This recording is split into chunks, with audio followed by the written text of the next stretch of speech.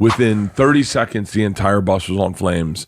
Dewey got out. He got out. He didn't have time to grab anything. He literally got out, and the bus was on fire in 30 seconds.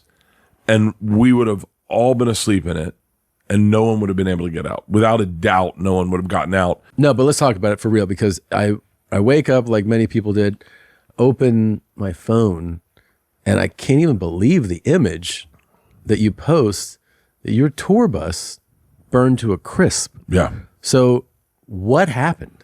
Like, what actually happened? So we were fucking Fargo.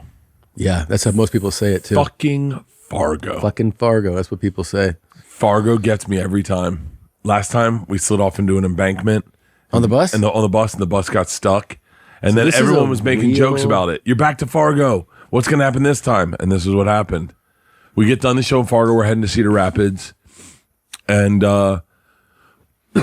we had a blowout. It was crazy. I live streamed it. It's on my Instagram. But we had a blowout, and the tire ripped off the wheel well. As you're driving. As we're driving, it rips off, rolls next to the bus, lands next to the bus, like 5 feet from the actual rim. The rim is bare. And we're like in the middle, we're an hour outside Fargo, in the middle of a field. There's a huge snowstorm. Roads are icy. Trucks are flying down the road. And I get out with live stream. I sit for 2 hours, have a cigar, and How many people are with you on the bus at this point? so we have traveled with 3 buses. Yeah. So I have one bus that's crew, another bus that's crew, and then our bus is me, Ian Fidance, Pat Berkshire, my trainer Alex, and Kyle, my assistant, And the driver. and the driver Dewey. And so Dewey blowout. Dewey handles it perfectly. Pulls it over. We sit for 2 hours, and they're like, all right, what are we going to do? We can't get a guy out here. They're going to come out tomorrow morning to switch the tires. And I'm like, I'm going to stay with the bus. My bed's there. Yeah. Everything's there. And they're like, we may not be able to get a tire in time to get you to Cedar Rapids. So why don't you get into a bunk and we'll drive you to Cedar Rapids? And I'm like, no. And they're like, it's the best bet. Like, that way we know we can be there for the show. We don't know when the bus will get here. And I all my stuff's on the bus. So I don't want to leave the bus. But I'm like, we've been waiting for 2 hours. We don't know when the tires come. And we're like, all right, fuck And when it. you say, just to put it in perspective, when you say stuff, like what are we talking about? My hats. Your hats. You have a lot of hats. I have everything. I had just done, we were watching Anchorman 2, and there's a scene in Anchorman 2. They're like, Ron, you're making fondue on our bus, and you have all these bowling balls. What do you have all this stuff for? And he goes, oh, I got it on cruise control. And then they show everything flying around their bus. I had done a video that day of all the loose stuff next to my bed. I have a hatchet. I have knives. I have a trophy. I have 2 trophies. What is with all the knives? by the way? I have no idea. I collect knives on the road. I just get buy knives on the road. And so I have accumulated so much stuff. I have 9 gallons worth of cigars, 3 new boxes, all my clothes. I have everything. I live in this bus. All my medications, everything. So I pack a bag. I grab my bedding. I pack a bag as quick as I can just to do the show in Cedar Rapids. We get on our buses. We get in bunks. We pull into Cedar Rapids. That morning they wake me up and they're like, I don't think women should ever deliver bad news. Yeah. They don't have the heart for it. Right. You know, I think that all women could take a class in just one of those guys from the 50s that would deliver bad news to families who lost a kid in the war, where he just walk up and he goes, I got bad news. Yeah. Your son's dead. You know, Marcy, my door manager, goes, okay, we're all fine. And I was like, what's going on? Yeah. She was like, it's Dewey's okay. And I was like, wait, what the fuck's happening? And she was like, we're going to get through this. And I go, what the fuck, I literally lose. I go, what the fuck, Marcy? And then Kyle goes, the bus caught on fire. And I went, wait, what? And he goes, yeah. And then they say to me, Marcy says, a little smoke damage and a little water damage, but it should be fine. It looks good. It looks really good. And Kyle pulls up this picture. And I go, Marcy? She goes, I haven't seen that picture yet. And I'm like, So no one was on the bus what? No, Dewey was. when it started. That morning, he was on the bus waiting for the tire. And he heard a pop. I mean, these are all allegedly only because I'm sure there's an insurance claim. And I'm just telling you what Dewey told me, what I've heard through the grapevine. He heard a pop, and within 15 seconds, the entire front cabin was filled with smoke. And within 30 seconds, it was all aflame. It was completely on fire. An electrical fire started. We're guessing electrical fire started in the ceiling. Within 30 seconds, the entire bus was on flames. Dewey got out. He got out. He didn't have time to grab anything. He literally got out, and the bus was on fire in 30 seconds. And we would have all been asleep in it, and no one would have been able to get out. Without a doubt, no one would have gotten out because we all sleep in the back of the bus. The front of the bus caught on fire. There's no getting out. There's an escape. I couldn't have got. There's no windows in the back. The little window in the back is too small for me to get out. The escape latch, which I never knew I had, was above my bed. It's cool to not know that. You know what I kept thinking? You'd think I would have learned, Tom. Yeah. I got on a bus last night, and we're driving across a bridge from Ottawa to Toronto. Yeah.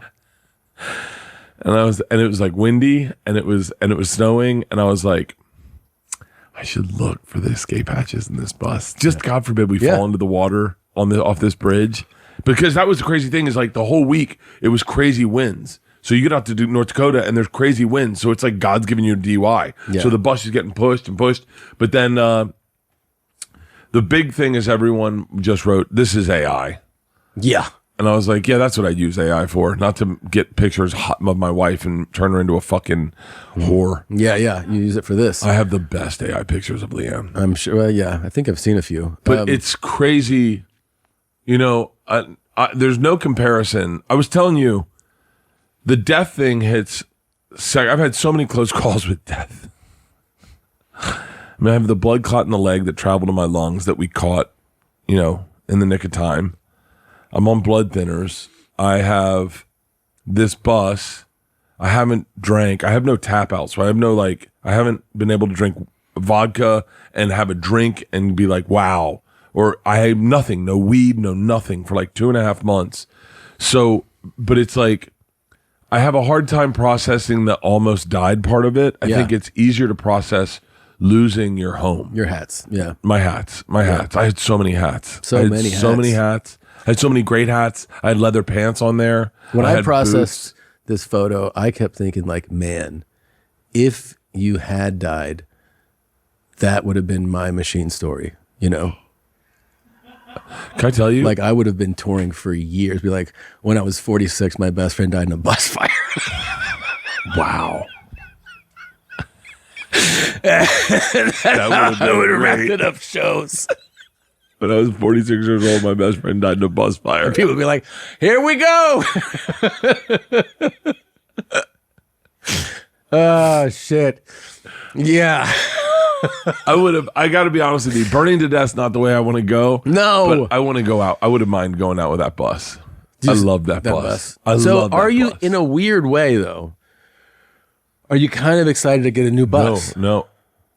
Can I tell you what Leanne said? What? And by the way, she's welcome. She's here. She can defend herself. Yeah. I said to her, like that day, the bus is still smoldering. Yeah. And I said, by the way, if you see the video of the person who drove by the bus, did you see that? I don't think so. Were they like, you can't park here? No. One of those, but they're driving by and they had just seen my show. I don't know where you'll find it. They're just driving by my show, and they just come from my show. They spent the night, and they're driving by, and it shows you how bad the fire was. There was no getting out of this bus. I mean, it was, Tom, I have it. I'll send it to you. Kyle has it. I'm sure Kyle has it. Kyle will send it to you. But so the bus is smoldering. I say to Leanne, what the fuck are we going to do about this tour? I still have 2 months left. I have 2 months left until we go into production for the show. And then I'm on tour until 2027 is when I shoot my special. So I have like a lot of tour dates left. And I said to Leanne, are we going to buy another bus or build another bus? And Leanne says, the bus is still smoldering. I don't know. How much longer are you going to be doing this for? Huh? Wait, look at that, Tom. Go do it. See it again. No, look at this is the fire. Uh-huh.